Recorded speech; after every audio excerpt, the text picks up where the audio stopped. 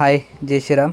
ಇದು ನೋಡಿ ಸ್ಪೆಂಡರ್ದು gear wheel. ಇದಕ್ಕೆ ಎಷ್ಟೆಷ್ಟು ವಾಷರ್ ಬರುತ್ತೆ, ಎಷ್ಟು ಗೇರ್ ವೀಲ್ ಇದೆ ನೋಡಿ, ಚೆಕ್ ಮಾಡಿ ತೋರಿಸ್ತೀನಿ ನೋಡಿ.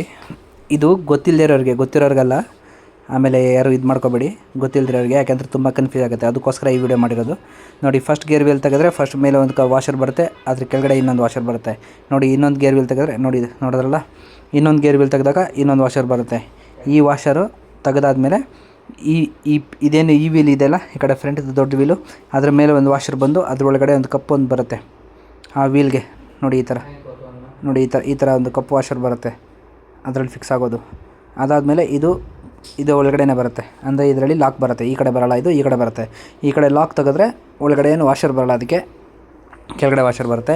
ಇನ್ನೊಂದು ಗೇರ್ ವೀಲು, ಇದು G P shaft gear wheel. G P shaft ಅಂತೀನಿ, ಕ್ಲಚ್ಚು ಬೇಲ್ ಕೂತ್ಕೊಳ್ಳುತ್ತಲ್ಲ, ಆ ಶಾಫ್ಟ್ ಅದು. ಅದರಲ್ಲಿ ಬರೋ ಗೇರ್ ವೀಲ್ಗಳು ಫ್ರಂಟ್ ಒಂದು ಬರುತ್ತೆ, ಅದ್ರ ಒಳಗಡೆ ಅಂದರೆ ಕೆಳಗಡೆ ವಾಷರ್ ಬರುತ್ತೆ. ಈ ಲಾಕ್ ಮೇಲ್ಗಡೆ ಏನು ವಾಷರ್ ಬರೋಲ್ಲ ಇದಕ್ಕೆ. ಈ ಲಾಕ್ ತೆಗೆದುಬಿಟ್ರೆ ಇಲ್ಲಿ ಇದು ಕೂಡ ಒಂದು ಗೇರ್ ವೀಲ್ ಓಪನ್ ಆಗಿಬಿಡುತ್ತೆ.